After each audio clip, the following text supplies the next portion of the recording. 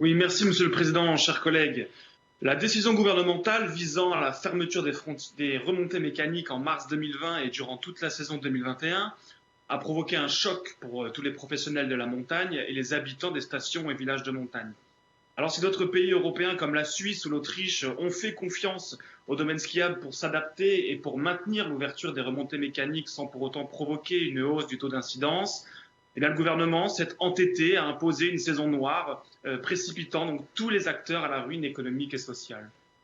Pour faire accepter l'inacceptable, des milliards d'aides ont donc été promis à destination des domaines skiables, des commerçants, des hébergeurs, des indépendants, etc. Force est de constater qu'aujourd'hui, les fonds ne sont pas totalement débloqués et ne le seront pas avant fin mars, début avril.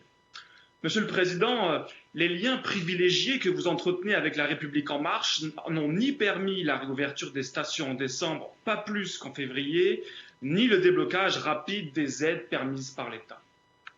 Lors du vote du budget en décembre dernier, j'ai alors présenté un amendement qui a été rejeté par votre exécutif et qui visait à la création immédiate d'un fonds d'aide de 10 millions d'euros pour soutenir les commerçants ouverts, mais dont le chiffre d'affaires avait été impacté par la baisse de la fréquentation dans les stations, une proposition reprise à peu près dans les mêmes termes dans le rapport d'aujourd'hui. Ce rapport montagne présenté au tout dernier moment révèle une succession de mesures de bon sens, mais qui résonneront à grand renfort de communication indécente à 4 mois des élections régionales, et c'est évidemment qu'un hasard.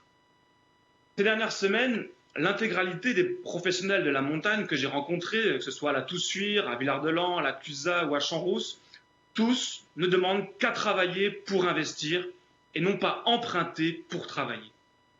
En allouant des subventions à destination des entreprises en reprise ou nouvellement créées, aux associations sportives, aux centres de vacances indépendants et aux professionnels de santé libéraux, la région renforce des aides et des dispositifs parfois déjà existants et mis en place par certaines communes, par certaines collectivités ou encore par l'État.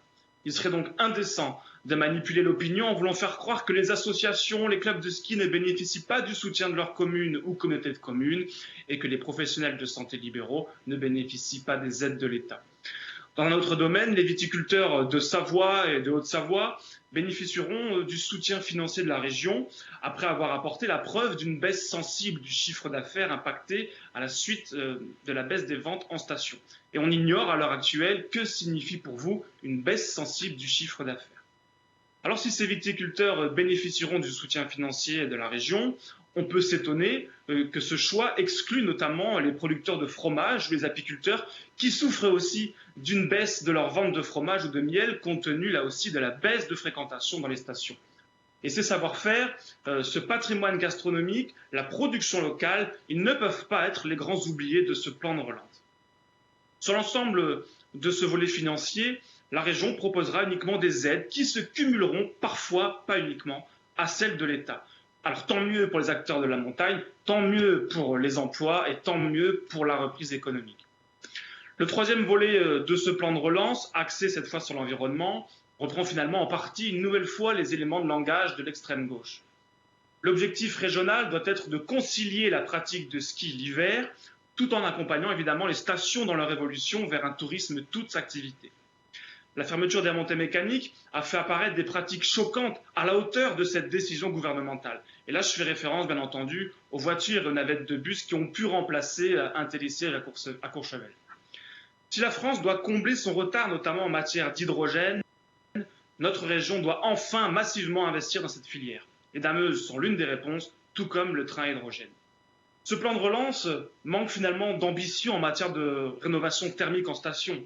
Alors que vos propositions concernent finalement une minorité de bâtiments à rénover, l'immense majorité des constructions en station datent des années 60 ou 70 et des véritables passoires thermiques pour ceux qui y passent leurs vacances. Et par conséquent, l'investissement et les aides en matière de rénovation thermique des bâtiments et des copropriétés sont trop insuffisantes pour répondre à la question des pertes énergétiques. Finalement, rien de nouveau sous le soleil. Les enjeux de ce volet environnemental sont les mêmes que les dernières années et sont la poursuite des décisions que vous avez prises et que nous avons d'ailleurs pu soutenir. Il résulte finalement de ce plan de relance en faveur de la montagne une succession de dispositifs venant en partie s'ajouter à ceux de l'État. Je terminerai alors en citant l'écrivain français Antoine Gombault. Ce qui paraît générosité n'est souvent qu'une ambition déguisée. Je vous remercie. Monsieur